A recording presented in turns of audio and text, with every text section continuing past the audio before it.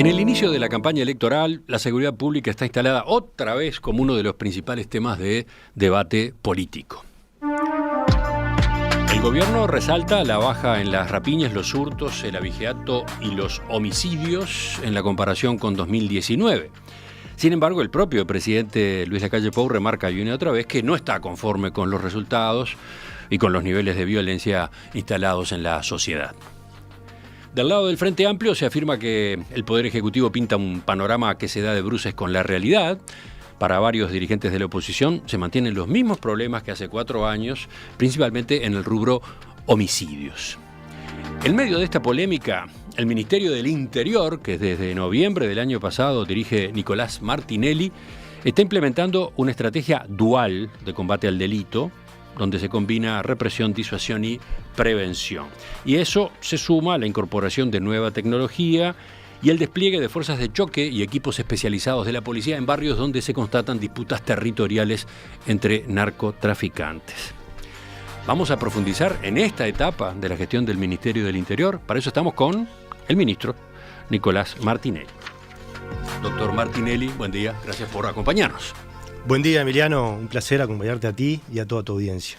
Y usted es un hombre de confianza directa del presidente Lacalle Pou. Primero era asesor en el Parlamento, ¿no? Después, en el comienzo de este gobierno, fue director general de Secretaría en el Ministerio de Desarrollo Social. Después, entre 2021 y 2022, fue asesor en Presidencia. Y en 2022 pasó al Ministerio del Interior como director general de Secretaría. ¿En ese momento usted ya estaba formado en estos temas de seguridad pública o empezó a aprender desde el cargo? Bueno, en realidad, como tú bien mencionabas, yo arranqué la militancia ya por el año 2006, pero en el 2011 el presidente, cuando fue presidente de la Cámara de Representantes, me contrata para, junto con otros colegas, Rodrigo Ferrés, actual secretario de la Presidencia, y otros abogados, para hacer un trabajo de descontaminación legislativa en aquel momento, o sea, estudiar en aquel momento creo que habían 17.000 leyes más o menos, y ver cuáles eran las de uso más frecuente, poco frecuente, y llegar a la conclusión de, bueno, estas leyes no se usan, vamos a sacarlas del sistema para, de alguna forma, ayudar al manejo normativo de todas las leyes que había. Y ahí yo, después de que él termina la presidencia, ya me quedo trabajando con él en la Cámara de Representantes. Tengo después un pasaje nuevamente por actividad privada hasta que finalmente en 2015, cuando él sale electo senador, vuelvo a trabajar con él en el Senado. Y en esas instancias se interpeló en algunas oportunidades a Bonomi, y bueno, obviamente que yo seguía los temas de cerca de seguridad, preparaba las interpelaciones, los pedidos de informes que se hacían en el Ministerio, así que no era un tema que en definitiva estábamos 100% vinculados, pero dado que el senador Lacalle Pou, y como en aquel también momento ya candidato y nuevamente precandidato para la elección que se venía en 2019, abordaba una enorme gama de temas, ¿no? Entonces, entre ellos, la seguridad pública, que en aquel momento era el tema más preocupante y que alcanzaba niveles de preocupación en la ciudadanía cercanos al 70-75%, ¿no? Es decir, que de cada 10 uruguayos había 7 que consideraban que ese era el principal problema.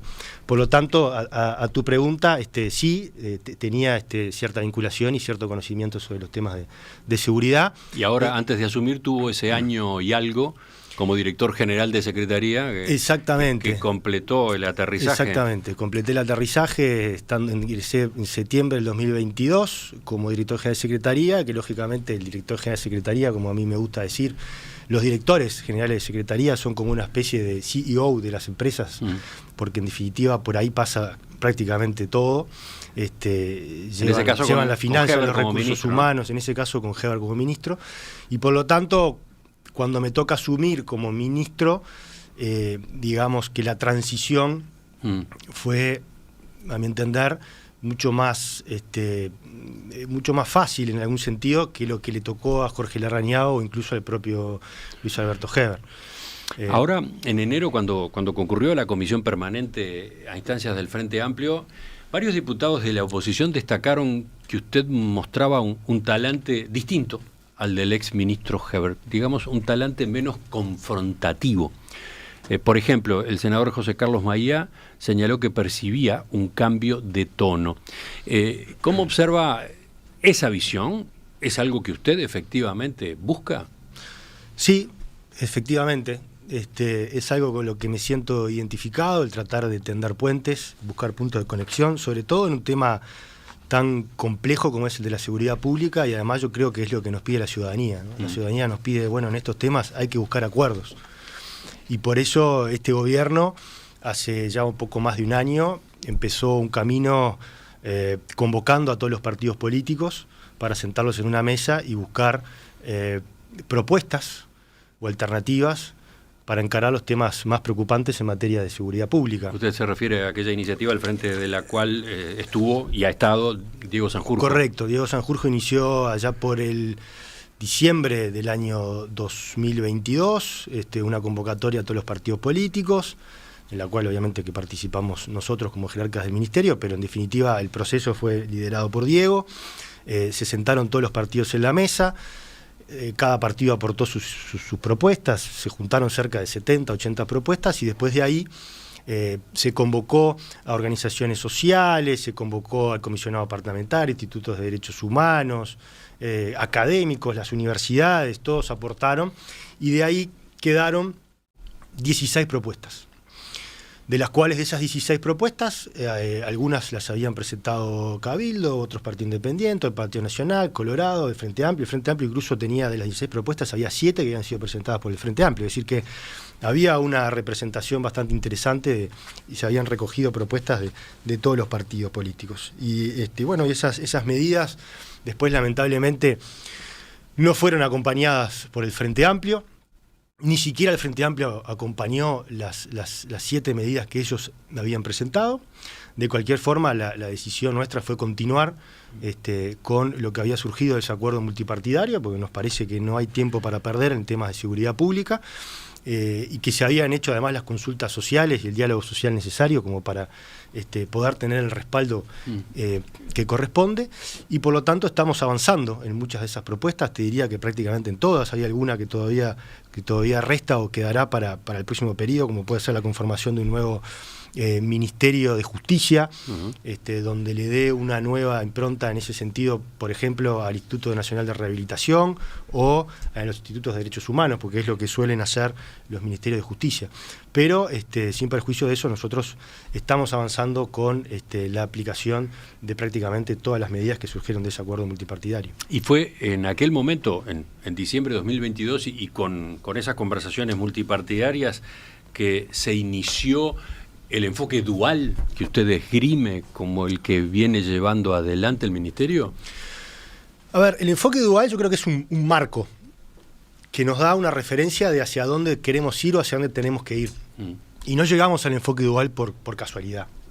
Llegamos a la definición de estrategia de enfoque dual porque analizamos lo que venía pasando en Uruguay en los últimos 30, 40 años y analizamos lo que venía pasando también en el resto del mundo y qué habían hecho los otros países para tratar de bajar los índices delictivos, y llegamos a la conclusión de que el único camino posible era este enfoque dual.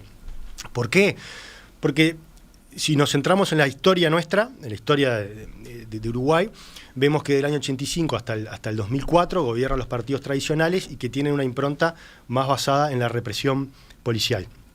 Se trabaja muy tímidamente en las causas y eso hace que, si bien el delito crecía, lo hacía en forma moderada. O sea, había años que bajaba, había años que subía, después bajaba 2 años y volvía a subir, pero siempre con una tendencia al alza. Llega el Frente Amplio en el año 2005 y cambia el objetivo, y en lugar de pararse en la pata de la represión, se para las patas de las causas. Abandona la represión por aquello de que para el Frente Amplio era mala palabra hablar de represión, y trabaja en las causas. Se crea el Ministerio de Desarrollo Social con un buen tino, yo siempre lo he reconocido, apoyado por todos los partidos políticos, y se empieza a trabajar en tema de las causas. Lo que pasa que se hace un trabajo, digamos, muy naif, con una mirada muy naif de la seguridad pública y no con una impronta tan fuerte en materia de las causas. Pero además, si vos no trabajás en los dos niveles por igual, en el de la represión y en el de las causas, lo que va a pasar es lo que le termina pasando al Frente Amplio, es que se le disparan los delitos, pero se le disparan ya de forma abrupta, no lo que había pasado en el periodo anterior, que había un crecimiento pero moderado. yo acá tengo para mostrarte, pero los homicidios entre 2005 y 2019 crecen un 108%, las rapiñas crecen un 240%, los hurtos crecen cerca de un 30%, lo mismo que el abigeato. ¿Y por qué pasa eso? Porque dejan de lado la pata de la represión. ¿Y cuál es la importancia de la pata de la represión? Que ayuda a contener el delito. Sin represión tú no podés contener el delito. Y sin trabajar en las causas tú no podés ayudar a tener una baja sostenida de los delitos. Los gobiernos del Frente Amplio no tuvieron esa forma de encarar la delincuencia durante los 15 años. Yo estaba repasando declaraciones de Bonomi, año 2011, donde justamente hacía un análisis parecido al suyo y decía ambos caminos, ¿no? El de la represión y el ataque a las causas, fueron un fracaso. Por lo tanto, la cartera que yo dirijo busca la síntesis entre ambos.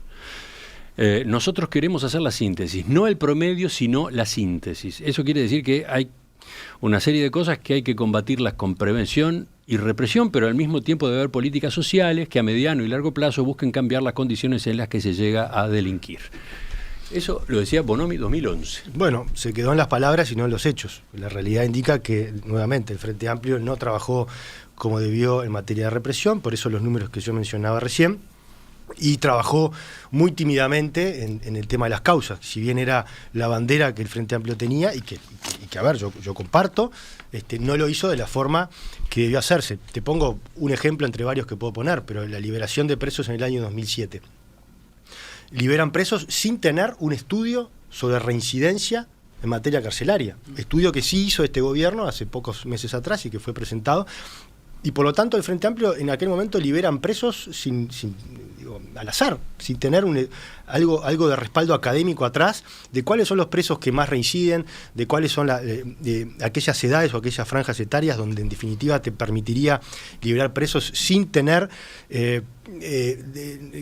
digamos, llegar al círculo vicioso de la reincidencia. Entonces lo que le pasa al Frente Amplio cuando liberan presos de esa forma, sin un estudio académico atrás, las personas que liberaron en su enorme mayoría volvieron a reincidir y eso tuvo un impacto directo en el aumento de los delitos. Bueno, este gobierno ahora tiene un estudio sobre las reincidencias que le permite trabajar en políticas focalizadas sobre eso.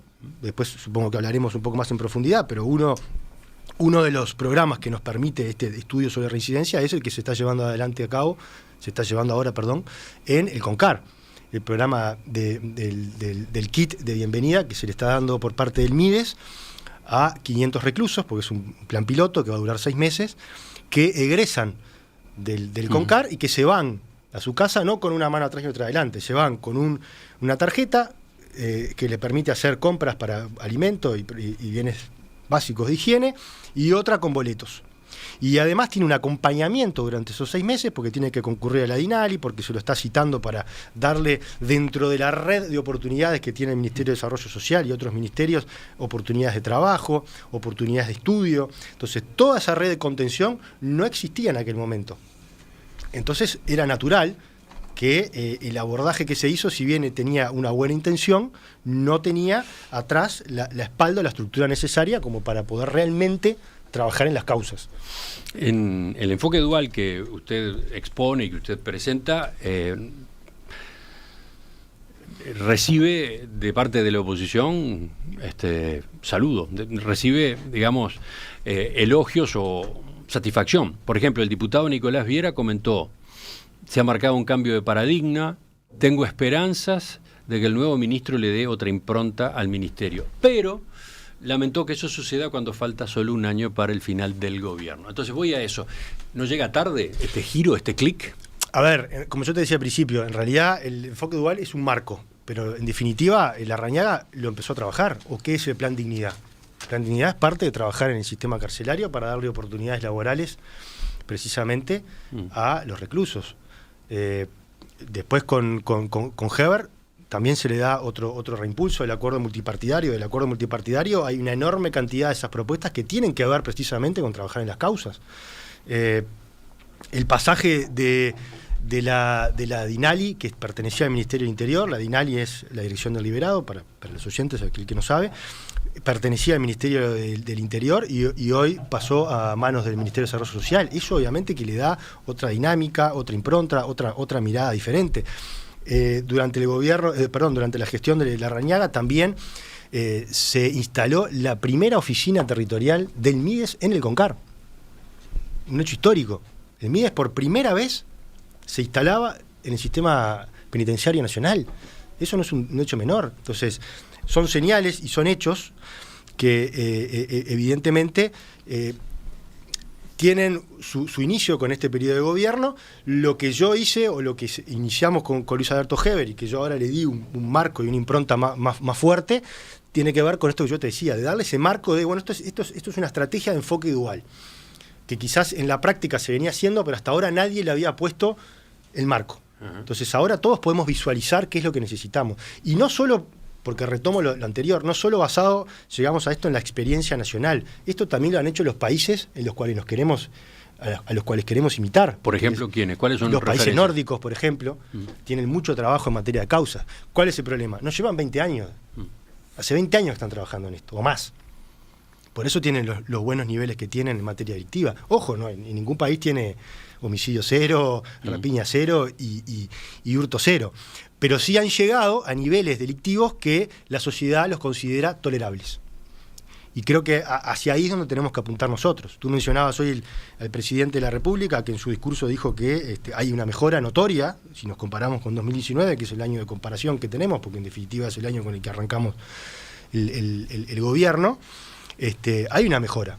Todos los índices han mejorado. Por supuesto que todavía ni el presidente está conforme, ni este ministro está conforme. Queremos seguir mejorando y queremos seguir trabajando para llegar a tener esos niveles que la sociedad entienda en algún punto que son niveles tolerables de los delitos. Homicidios.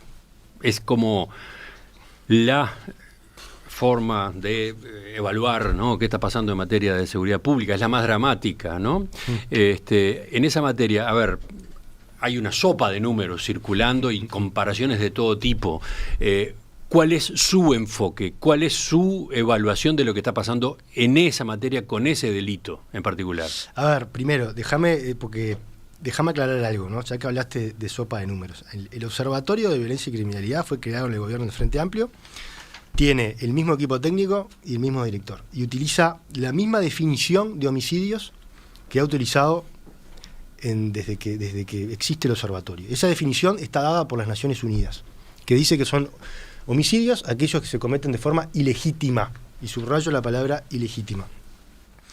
¿Por qué tomamos la definición de Naciones Unidas? Para poder hacer los números nuestros comparables a los números de otros países en el mundo. Cuando vos decís, che, tenemos una tasa de homicidios de tanto cada 100.000 habitantes y estamos bien o estamos mal, lo podemos hacer porque la definición que tomamos de Naciones Unidas nos permite compararnos con otros países que toman la misma definición. Entonces, cuando decimos ilegítima, y por eso yo te decía que te quedaras con esa palabra, es porque hay homicidios, entre comillas, que son legítimos. Por ejemplo, las legítimas defensas policiales. O, por ejemplo, la legítima defensa de civiles. Esos homicidios no entran dentro de la definición que toma el observatorio. Por eso ahí está la discusión a veces, pero en realidad hubo más homicidios. Sí, si vos contás los homicidios que salen en los diarios, capaz que estás contando una legítima defensa policial, que en definitiva después, para la definición oficial de los números, eso no entra. Y eso ha sido así en este periodo de gobierno y en los 2 o 3 periodos de gobierno desde que se fundó el observatorio durante la época del Frente Amplio. Después, y ahí está la gráfica. Tema, capaz que la podemos poner, incluso Felipe Penades tiene la gráfica para poner en pantalla de cómo han evolucionado los homicidios desde 1989 a 2023, ¿no? Exactamente.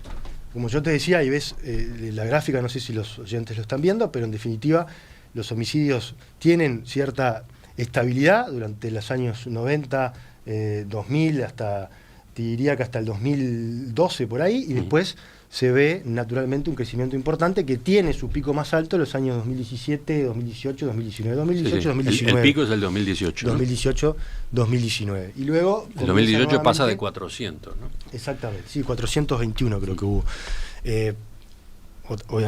Otra vez, 421 si contamos la cifra oficial del observatorio. Si nos ponemos a contar los números también de legítima defensa, ese año podríamos haber llegado a 440, 450 homicidios.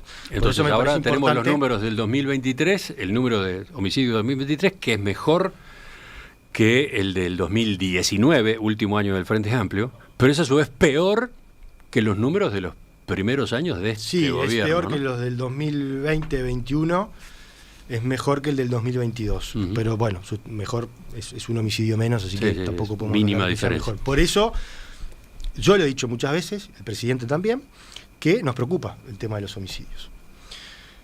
¿Qué estamos haciendo? Bueno, hoy hablábamos del enfoque dual, que es la estrategia, y después nosotros tenemos los ejes que hemos entendido que tenemos que priorizar. Mañana puede venir otro gobierno, otro ministro, y cambiar esos ejes.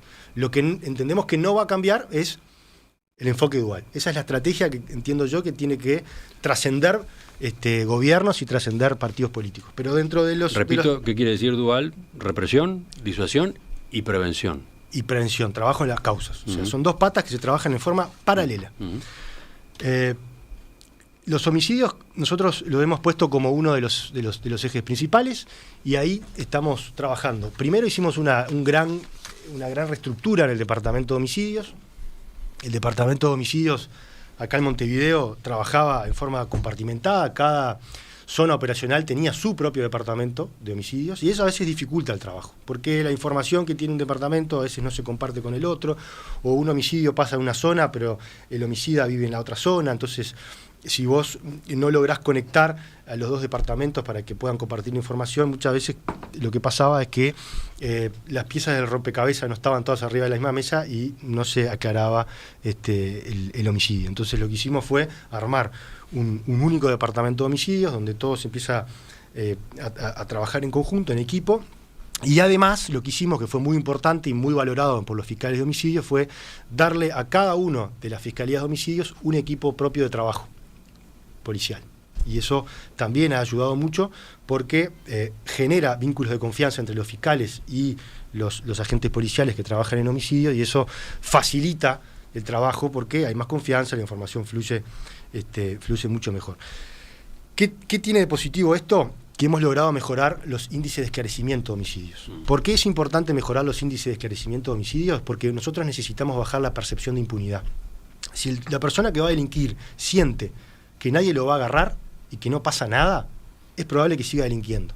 Ahora, si tú trabajás sobre la percepción de impunidad y cada vez que se comete un homicidio lográs capturar al autor, eso de alguna forma se va transmitiendo en las capas de la sociedad y dice, bueno, cometer un homicidio no me sale gratis. Hay altas chances de que me agarren. Y por eso es importante que no solo a nivel de la práctica, pero también la academia lo ha manejado y ha sido parte de las recomendaciones, tener un departamento de homicidios bien robusto como el que tenemos, con un buen vínculo con la Fiscalía, porque no nos olvidemos que nosotros, la policía, somos auxiliares de la Fiscalía. La Fiscalía es la que hace el trabajo de investigación y es la que nos dice, nos da las instrucciones de lo que tenemos que hacer. Vaya y allane en tal lugar, vaya y capture a tal o cual persona que está requerida. ¿Qué más? ¿Qué más se está haciendo? El otro escalón importante ha sido el ShotSpotter, que es la tecnología, que lo hemos instalado en 2 cuadrantes, donde de acuerdo al análisis que se había hecho por parte del Centro de Comando Unificado, eran los lugares donde se producían mayores disparos de arma de fuego y mayores heridos de arma de fuego. Y eso se instaló y empezó a funcionar alrededor del 15 de diciembre del año pasado, o sea, es muy poquito tiempo todavía para hacer una evaluación, pero ya ha dado muy buenos resultados. ¿En qué sentido? En el sentido de que, primero, cuando llegamos más rápido a la escena del hecho, cuando se produce un disparo de arma de fuego, en cuestión de 2 o 3 minutos ya tenemos un móvil en ese lugar. Porque es importante, para que te hagas una idea, cerca del 85% de los disparos de armas de fuego no se reportan en los 911. En Uruguay y en otros países del mundo donde se han hecho estos estudios. Entonces vos te perdés la evidencia, pero además te perdés la posibilidad de poder capturar a la persona que produjo el disparo de arma de fuego, y más importante quizás es te perdés la oportunidad de salvar una vida. Porque muchas veces cuando se produce un disparo de arma de fuego puede haber un herido. Y ese herido, si nadie llama al 911, puede morir desangrado. Entonces esto, desde que está en funcionamiento, cuestión de 2 meses y pocos días, ya hemos logrado identificar 8 personas y ser trasladadas a hospitales que estaban heridos de arma de fuego. Estoy haciendo memoria, pero creo que tenemos 4 personas formalizadas que fueron capturadas en el hecho, y además de que hemos recogido un montón de vainas que quedan dispersas en veredas o en las calles, que eso después pasa por científica y que el día de mañana esas vainas se pueden atar a otros hechos, otros episodios de sangre que se puedan suceder en otros lugares del territorio. Entonces también eso es muy importante porque nos permite generar insumos y tener más material después para cruzar en diferentes causas. Tengo alguna pregunta para hacerle sobre el ShotSpotter, pero la dejamos para después. Usted está enumerando lo que se viene haciendo en materia de homicidios. Que también es bien importante, que es lo que tanto hemos hablado, que son los interruptores de violencia, que esa ONG que se llama Cure Violence, es una de las ONG más grandes del mundo, ha trabajado y trabaja en más de 100 ciudades, incluso de las ciudades más violentas, y que utiliza, digamos, una herramienta que se llaman interruptores de violencia, que lo que hacen es trabajar con personas allegadas a determinados barrios, y lo que se busca es, de alguna forma, que esas personas influyan para bajar los niveles de violencia. O sea, que intercedan, por supuesto con una capacitación y con una preparación previa, que intercedan cuando se están dando situaciones de violencia para que esa violencia no escale. Este programa empieza a aplicarse en Uruguay, tiene apoyo del BID, ¿no?, del Banco Interamericano de Desarrollo, y desde este mes justamente se implementa en Casabó, Casaballe, Cerro Norte, Las Acacias, La Paloma, La Teja, Manga, Marconi, Peñarol, Tres Ombúes y Villa Española. Pero está empezando recién, ¿no? Está empezando y en una parte del territorio. Sí, son dos partes, ¿no? Lo que tú mencionabas. Bueno, sí, perdón. La del Cerro, Casabó, Cerro Norte, y después, por otro lado, todo lo que tiene que ver con la zona de Marconi. Quiero decir, no está extendido en todo el país, es en esos focos en particular y arrancando, ¿no? Por supuesto, esta ONG, nosotros estamos... ¿Cuándo se supone finalizamos el proceso? La semana pasada se finalizó el proceso de licitación, quedaron 2 ONG seleccionadas. Esas ONG ya están ahora en el proceso de las entrevistas de quienes van a ser los interruptores de violencia, y después el paraguas por encima de estas 2 ONG es Cure Violence, que es la que va a venir a Uruguay, que es la que es contratada por el BID, y va a estar haciendo el seguimiento, las capacitaciones y los análisis de toda la información que surja del trabajo que hacen en territorio. ¿Qué dice la experiencia de Cure Violence una vez que esto empieza a aplicarse? Una vez que el sistema así empieza a aplicar, ¿cuánto tiempo hay que esperar, cuánto tiempo transcurre hasta que se vean resultados? Bueno, la experiencia en prácticamente todas las ciudades donde se ha aplicado ha sido muy buena, y los resultados en algunos casos se dan a corto y mediano plazo. Por eso tenemos mucha expectativa puesta en este programa. Pero ojo, esto es una herramienta más. No es la única herramienta. O sea, yo te decía, te hablé de ShotSpotter, te hablé del Departamento de Homicidios, te hablé de, en este caso, Cure Violence, más focalizado al tema homicidios. Pero también tenemos que trabajar y seguir trabajando en las causas, porque acá hay mucho que tiene que ver con la educación. Hay gran parte de los homicidios que tienen que ver con un aumento de la violencia. Tú tuviste acá, si mal no recuerdo, a Rogido hace poco, ¿no? Sí, exactamente. Bueno, Rogido Emiliano Rogido. 2 veces, en realidad. 2 veces. Una entrevista el año pasado a propósito del primer informe de la primera investigación, otra ahora hace poco con el segundo trabajo. Me viene bárbaro para estribar en el último trabajo de Rogido, porque él ahí hace una clasificación de los homicidios, y sugiere una clasificación diferente a la que hace el Observatorio de Violencia y Criminalidad, además la cual yo comparto, donde claramente queda establecido que en realidad la percepción que tenemos de que los homicidios están más vinculados con el tema del narcotráfico no es tan así, que en realidad lo que genera la mayoría de los homicidios, por así decirlo, es un aumento de violencia. Son las disputas, por ejemplo, entre vecinos, porque me subió el volumen y en lugar de ir y hablar, voy y le pego un tiro, le clavo un puñal, o a la salida de un boliche, 2 chicos que antes se resolvían los conflictos, capaz que se agarraban las piñas y te ibas a tu casa un ojo morado, ahora uno saca un revólver o saca un cuchillo y le apuñala al otro, le pega un tiro. O 3 personas que están tomando alcohol en una casa y la conversación sube de tono y uno saca un machete, otro saca un hacha y termina uno muerto. Entonces, eso tiene que ver con un aumento de violencia que estamos viendo en la sociedad. Pero no solo está pasando en Uruguay, porque esto no es un tema, no es un fenómeno de Uruguay. Esto está pasando en el mundo entero. El otro día yo conversaba con la embajadora de Gran Bretaña y ella me comentaba la preocupación que hay, por ejemplo, en Inglaterra por el aumento de incidentes con arma blanca. Inglaterra es un país que está desarmado, la población no tiene armas, incluso la policía no tiene armas. Y sin embargo están muy preocupados por este aumento que hay de episodios de utilización de arma blanca. ¿Y en ese frente cómo trabaja el Ministerio del Interior entonces? En esa otra parte de la... Bueno, la violencia que después termina en homicidios. Bueno, ahí es donde nos paramos en las causas, ¿no? Sí, por eso. Dentro del enfoque dual es la pata estrictamente de las causas. Ahí tenemos que trabajar mucho con la educación, con el desarrollo social, con las adicciones.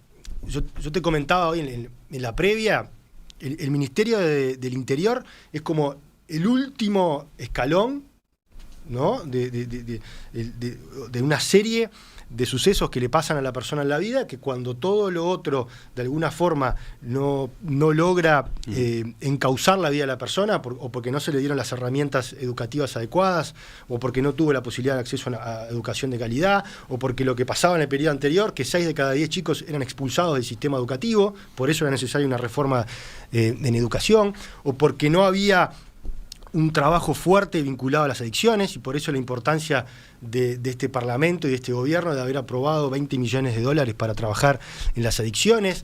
Entonces, o porque no había oportunidades laborales, porque se perdía empleo. Todo eso son elementos que llevan a las personas a volcarse, en muchos casos, no en todos, por el camino de la delincuencia. Entonces, cuando todo eso falla de alguna forma y la persona delinque, recién ahí es cuando el Ministerio del Interior interviene. ¿Interviene con qué? Interviene con la represión.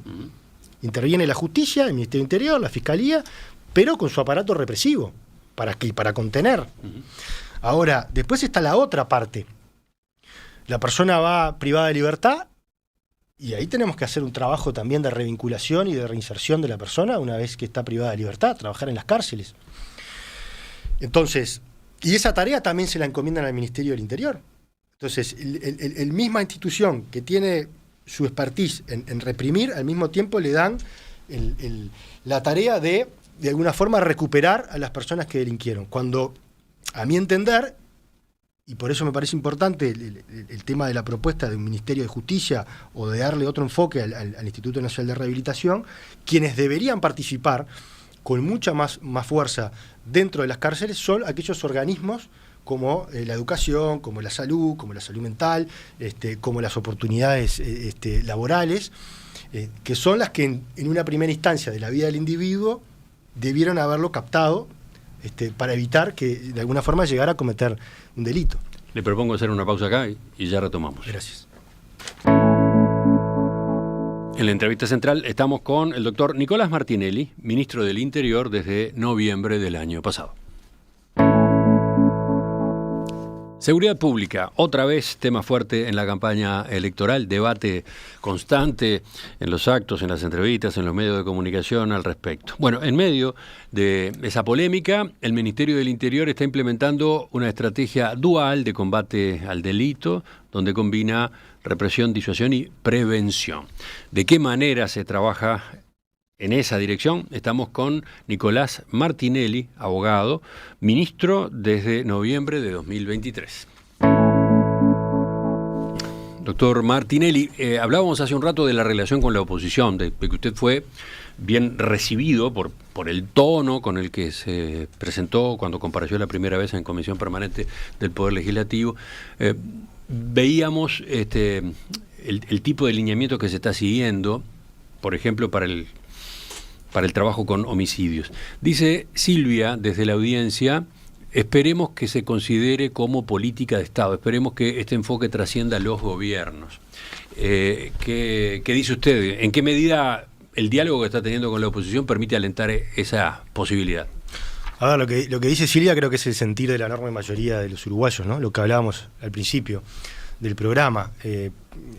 Lo que nos piden es precisamente eso, acordar, tender puentes y generar de la política de seguridad pública una política de Estado, que más allá de quién le toque gobernar en el periodo que viene y quién le toque ser ministro del Interior, haya una continuidad de determinadas políticas. Por eso esto del acuerdo multipartidario que también mencionábamos era bien importante, porque ahí trazábamos por lo menos una hoja de ruta en determinadas propuestas, en determinados proyectos, que ganara quien ganara iba a permitir una continuidad.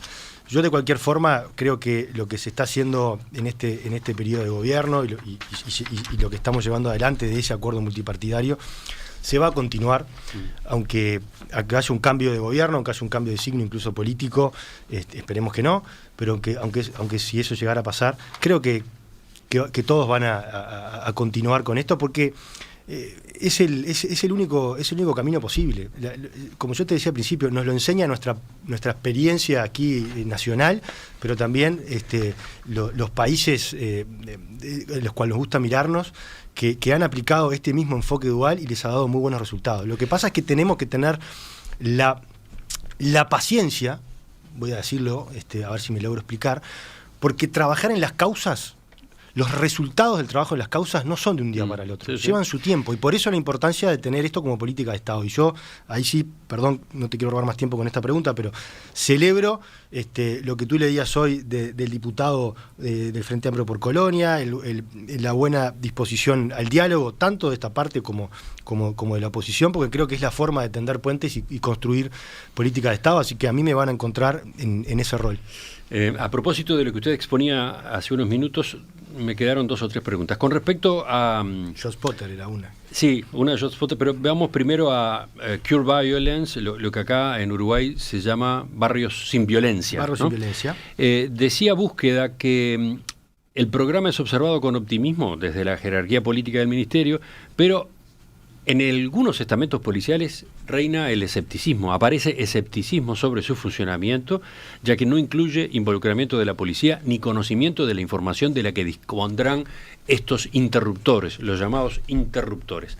Brevemente, ¿qué dice de esto? Sí, en realidad esto es un programa, como tú decías, que es del BID, que se canaliza a través de los ONG y que no tiene nada que ver en algún sentido con la política represiva del Ministerio del Interior. Para que esto funcione, precisamente tenemos que al revés separarlo, porque esta gente va a trabajar en los barrios, va a trabajar en contextos complicados, y la información que recaben es simplemente para que los propios interruptores puedan trabajar en esos barrios con esa información.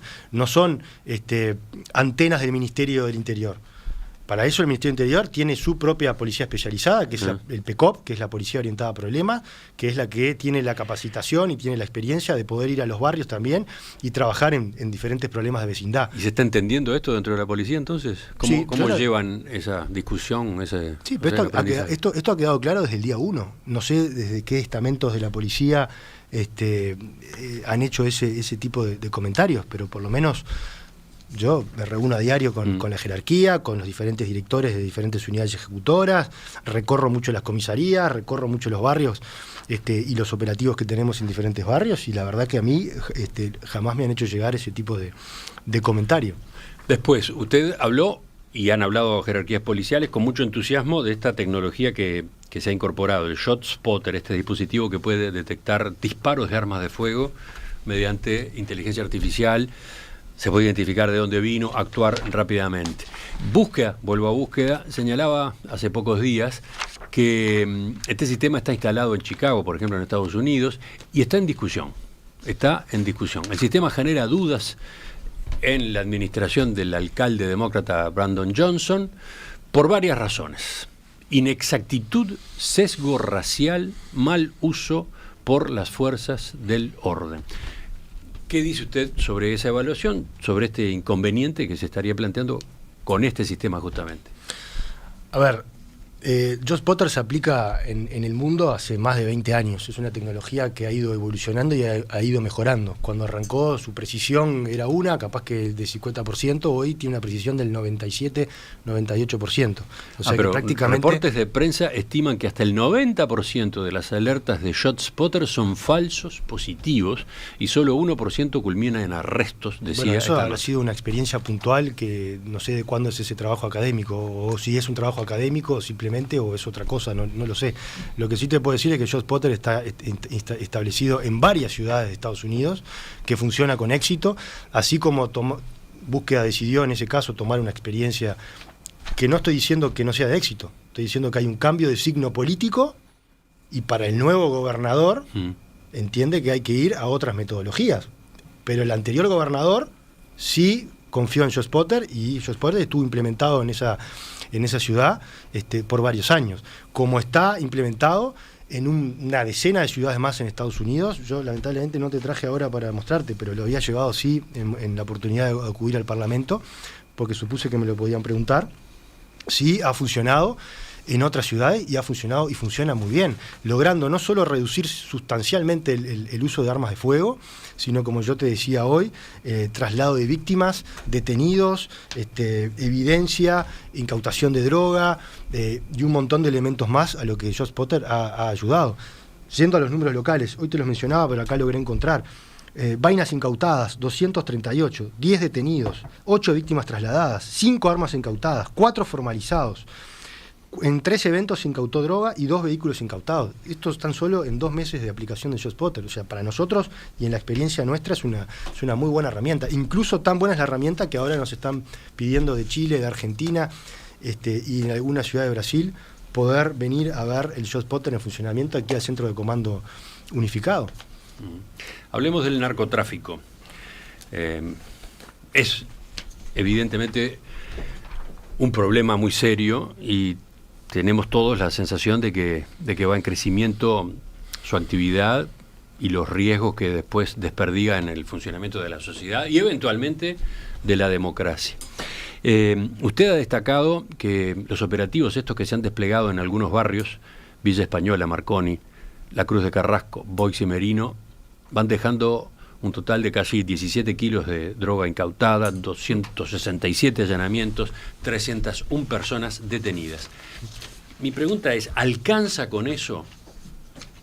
Porque el problema sigue estando ahí y parece como que se reproduce, ¿no? Que se cierran bocas y se abren otras. ¿Cuál es su enfoque, cuál es su análisis de la utilidad de este tipo de operaciones especiales?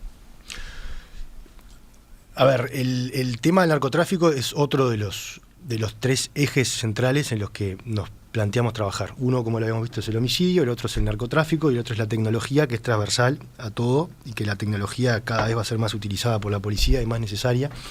El otro día le hablaba con Arbeleche y le decía, mirá que los próximos presupuestos del Ministerio del Interior se van a encarecer mucho porque la tecnología es costosa y su mantenimiento y actualización es costoso, así que vamos hacia ese lado. Pero parándonos en el tema narcotráfico, este gobierno se plantó desde el día 1 en trabajar en los 3 niveles. Trabajar en el nivel del gran narcotraficante, en el nivel del distribuidor y en el nivel del microtráfico.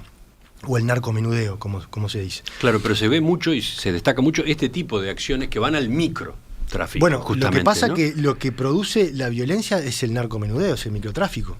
El gran narcotraficante o el crimen organizado, desde la visión del gran narcotraficante, no le sirve el derramamiento de sangre. Le sirve que sus cargamentos transiten lo más seguro y lo más oculto posible. No le sirve que esté la policía cerca sitiando determinados barrios. Lo que le sirve es que su actividad se dé de la forma más natural y pasiva posible para que no levantar sospechas. Pero a esos efectos es que aparece en otros países, la experiencia lo demuestra, la corrupción, ¿no? Aparece el resquebrajamiento hasta de la propia institucionalidad democrática. O sea, no es un fenómeno que haya que descuidar para nada, el del gran narcotráfico. Para nada. Por eso yo te decía que este gobierno se plantó en trabajar en los 3 niveles. Ahora, el nivel del gran narcotraficante, el rol que le ocupa a Uruguay es más de colaboración con otros países y otras instituciones vinculadas a la lucha del crimen organizado, como puede ser la DEA o como puede ser la Policía Antimafia de Italia, por ejemplo, por nombrarte algunas, bien populares, que tienen varias reparticiones en varios países y que sus tentáculos son mucho más grandes que los de Uruguay. A nadie se le ocurriría que Uruguay va a ir en busca de un Chapo Guzmán, por ejemplo, o de un Pablo Emilio Escobar. O sea, eso es resorte de otros organismos y de otros países que tienen mucho más poderío. Está bien, pero yendo a un nivel, no sé, bueno, quizás por eso Uruguay se focaliza mucho más en cuanto a sus recursos y su capacidad en el trabajar en la distribución, donde tiene que haber un despliegue territorial bien importante. Ayer lo anunciaba el flamante recién nombrado ministro de Defensa, con quien vamos a trabajar en los próximos días, un despliegue a nivel del norte de la frontera. Tú sabes bien que el Ministerio de Defensa tiene la posibilidad, o tiene la defensa territorial y el control en una franja de 20 kilómetros tierra adentro. Bueno, ahí hay que rediseñar el despliegue y empezar a trabajar en conjunto, brindando nosotros la inteligencia, ellos quizás el músculo. Lo mismo en la parte de prefectura, en lo que tiene que ver con las costas del río Uruguay, en el litoral. Y después, naturalmente, dentro del territorio con la policía caminera, el despliegue de la Guardia Republicana, por eso los destacamentos que tenemos en Salto, en Tacuarembó, tratando de que ese, imagínate un embudo, de tratar de agarrar todo lo que llega desde la frontera seca o desde aire, no llegue a Montevideo, o llegue lo menos posible, porque una vez que llega a Montevideo y se desparrama, ya es mucho más complicado. Lo que terminás haciendo es un montón de allanamientos y un montón de bocas que tapiás, pero como tú decís, a veces tapiás una boca y después se vuelve a abrir otra. Que no quiere decir que ese trabajo no lo tengas que hacer, porque como yo te decía, lo que produce violencia en los barrios es precisamente el narcomenudeo, que es una de las cuestiones que fue un error muy grande que cometió el gobierno anterior, porque el gobierno anterior se focalizó en trabajar en el gran narcotraficante y se olvidó de trabajar en el narcomenudeo. Y desmantelaron la brigada de drogas de Montevideo y de Canelones, donde se concentra prácticamente 2/3 de la población nacional y donde se concentra además la mayoría de los homicidios, las rapiñas y los hurtos. Entonces, ni que hablar que la DEA se termina yendo del país precisamente porque no colaboraban. No lo dice este ministro, lo dicen los propios integrantes de la DEA en recientes declaraciones públicas que hicieron. Entonces hay que trabajar en el narcomenudeo, este trabajo de presión en los barrios hay que hacerlo. Como decía el informe de Rogido que mencionábamos hace un rato, el narcotráfico se lleva el 11% del total de los homicidios. O sea, que no es el causante, digamos, de la mayoría de los homicidios. Sí es un problema grande, obviamente, que hay que atender, y a su vez la lucha entre las diferentes bandas por territorio se lleva el 1.9% de los homicidios. Sin perjuicio de eso, aunque la cifra no parece ser el principal problema que tenemos con los homicidios, hay que seguir trabajando, hay que seguir generando la presión y la represión en esos barrios. Pero ¿y qué pasa que por otro lado no caen, no se informa, por lo menos que caigan los narcos que abastecen a consumidores en otras zonas de Montevideo, en zonas de mejor poder adquisitivo? Bueno, yo que sé, por mencionar ejemplos, Positos, Carrasco, o determinados balnearios. Hace poco cayó un distribuidor que vivía en un edificio en la zona del puerto del Buceo, y hubo otros que también estuvieron en algunos casos presos, que estaban los famosos casos de la prisión domiciliaria, de las certificaciones falsas de los certificados de salud. Pero esos son distribuidores que operan en esas zonas. Esos son distribuidores que operan en la zona. O viven en esa zona, porque no es lo mismo, ¿no? Viven en esa zona. ¿Qué pasa? Por eso, ¿qué pasa con los balnearios? Los balnearios que reciben además un movimiento turístico importante, donde también termina habiendo tráfico. ¿Qué pasa allí? ¿Qué pasa en esas zonas? Y también se trabaja al igual que se trabaja en Montevideo. El trabajo de las brigadas departamentales, con el apoyo además de la Brigada Nacional, es exactamente el mismo en todo el país. No solo eso, sino que además se ha mejorado muchísimo la comunicación. Por ejemplo, nosotros cuando fui al Parlamento nos pasamos a sesión secreta para contar un poco cuál es el plan que hay en materia de la lucha contra el narcotráfico. Obviamente que hay cosas que yo no puedo revelar. Pero sí te puedo decir que ha habido un gran cambio en materia no solo de despliegue, sino también de comunicación. Algo similar a lo que pasaba con los homicidios que yo contaba al principio, que se trabajaban como compartimientos estancos, que hubo que ahora hacer un único departamento. Bueno, lo mismo pasaba con el tema de drogas. De repente hay una operación en Artigas y esa información se obtenía ahí, celulares o información muy valiosa, y que no se subía a un sistema porque no había de informática, para que después también desde la brigada de drogas a nivel nacional o desde otro departamento lindero como puede ser Rivera o como puede ser Salto pudieran tener la información, porque capaz que había bandas que estaban vinculadas una con la otra. Entonces eso dificultaba el trabajo. Bueno, ahora toda esa información está subida a una única base que todas las brigadas tienen acceso, y eso obviamente que permite triangular la información y obtener mucho mejores resultados. Por eso tenemos los récords que tenemos de allanamientos, por eso tenemos los récords que tenemos de personas privadas de libertad vinculadas al tema narcotráfico, por eso tenemos récords de bocas tapiadas, de dinero incautado, de dólares, pesos, euros. Este gobierno ha batido todos los récords en la lucha contra el narcotráfico, en el sentido de lo que te decía, ¿no? Es una lucha a la que no le hemos dado no le hemos dado tregua y así lo vamos a seguir haciendo. Pero todo esto es la pata represión, de vuelta, Emiliano, todo esto nos paramos en la pata represión. Si nosotros no trabajamos dentro de las cárceles con las adicciones, esa persona que el día de mañana recorre la libertad y probablemente si perdió todos sus vínculos familiares, si perdió sus fuentes de trabajo, sus fuentes de ingreso, no tiene afecto afuera, va a quedar en una situación de calle y probablemente vuelva a delinquir. Entonces ahí volvemos a tener el maldito círculo de la perverso de la reincidencia. Entonces tenemos que trabajar también en las cárceles. Por eso estamos apostando fuerte. En penas alternativas, ¿no? En penas alternativas, pero por eso estamos apostando fuerte ahora en programas de adicciones para los reclusos. Parte del préstamo BID tiene que ver con eso, con trabajar en los módulos más complicados dentro de las cárceles, sobre todo en el CONCAR, que vamos a lanzar un plan piloto con el BID para trabajar con personas que tienen adicción, y también parte de los 20 millones de dólares que yo comentaba al principio que fueron votados en la ley de rendición de cuentas también va a ir a programas en las cárceles para tratar de alejar a las personas que están ahí de el consumo de drogas. Para completar esta recorrida de hoy, ministro, le planteo otra situación o un conjunto de situaciones.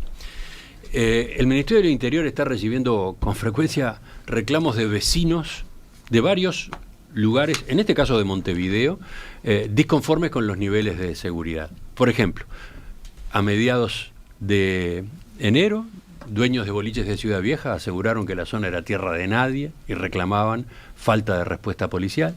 Una semana después, ahora cerca, un grupo de vecinos y comerciantes de Cordón Sur remitió una carta al Ministerio del Interior, al MIDES, a la Intendencia de Montevideo, reclamando que se diera respuesta, se tomaran medidas ante una creciente ola de delincuencia que afecta a todos los habitantes y comerciantes del barrio que sufren robos, hurtos, rapiñas, vandalismo, violencia y otros delitos.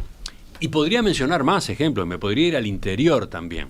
¿Qué dice usted sobre este otro frente?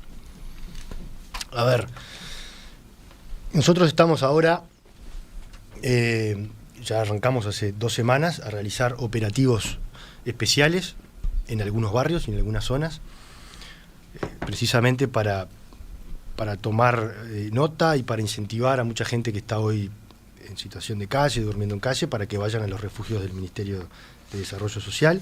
Hicimos operativos en Parque Rodó, Parque Valle, en Cordón Sur, donde estos vecinos te decían, en Malvin, y los vamos a seguir haciendo. Ahora, también acá implica el ejemplo que tú mencionabas del boliche bailable en el centro de Ciudad Vieja, también implica la participación de la Intendencia de Montevideo, con quien tenemos un buen diálogo también. ¿Hay un buen diálogo? Digo, porque yo particularmente tengo una relación buena. En algunos momentos ha parecido que no. Yo particularmente tengo una relación buena con el prosecretario, con Daniel González, incluso fuimos compañeros de facultad y nos hablamos muy seguido por WhatsApp. Hemos hecho, yo lo he invitado y él ha venido, hemos hecho recorridas juntos en la noche por algunos de los barrios intervenidos y precisamente lo invité porque me parece que la Intendencia de Montevideo, y cualquier intendencia, pero en este caso Montevideo, tienen un rol muy importante para jugar en temas de seguridad. Pero ¿qué pasa, por ejemplo, con las cámaras? Con las cámaras de seguridad del Ministerio del Interior, que en su momento se las mostró como una solución, como realmente una herramienta muy útil. ¿Qué uso se está haciendo de las cámaras? Ese es uno de los tantos cuestionamientos, ¿no? Pero las cámaras se siguen utilizando y son parte de la evidencia que en la mayoría de los casos utilizan los fiscales para formalizar personas que han cometido delitos.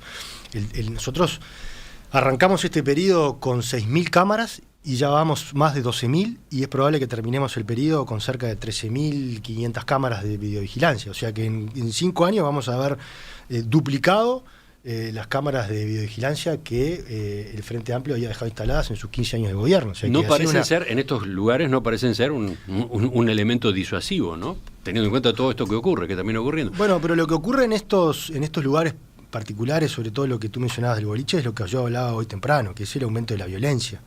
Son gurises que van, que se alcoholizan, que después salen y que arman el lío en las puertas de los boliches y que en algunos casos la discusión ya no se dirime como se dirimía antes, sino que a uno saca un cuchillo o uno saca un revólver y la cosa escala a otro nivel, ¿no?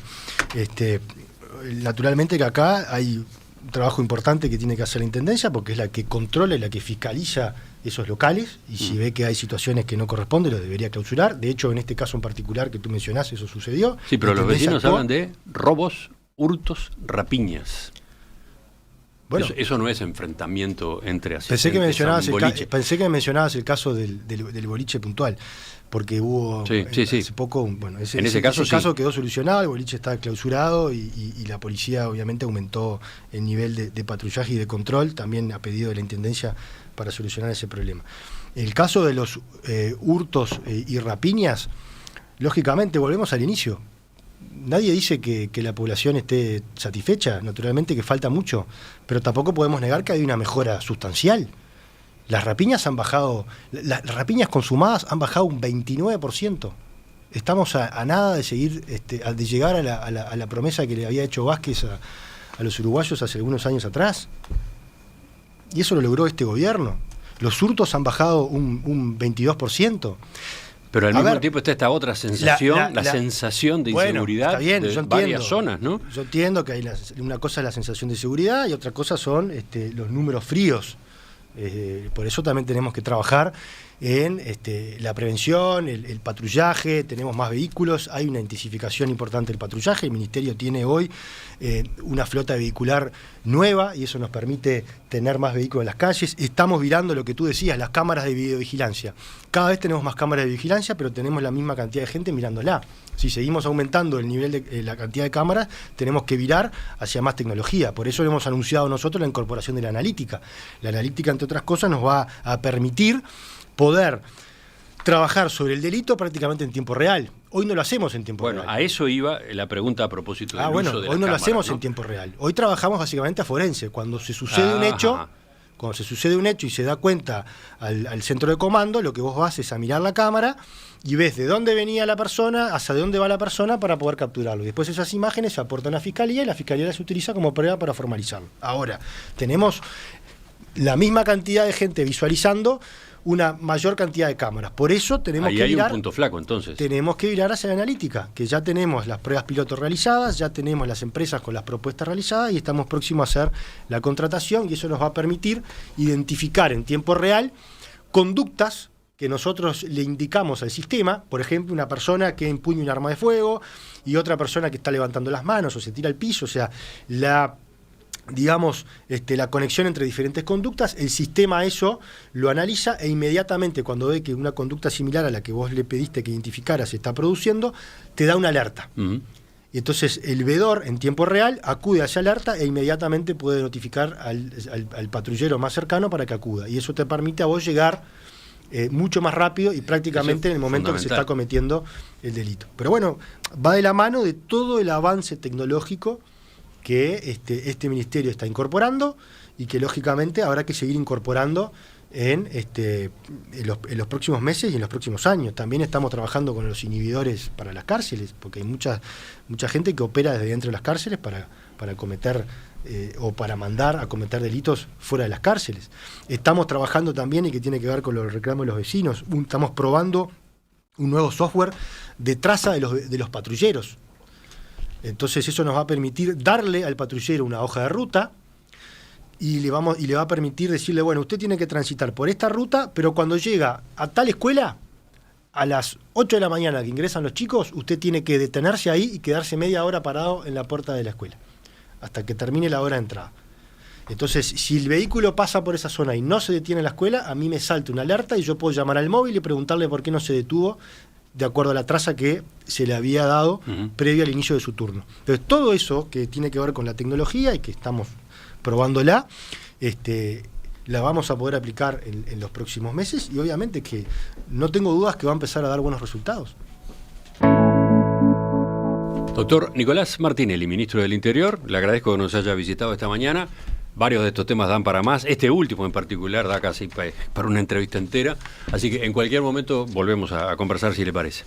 Gracias a vos, Emiliano. Y sí, con mucho gusto repetimos más adelante la entrevista y estaré acá cuando tú lo dispongas.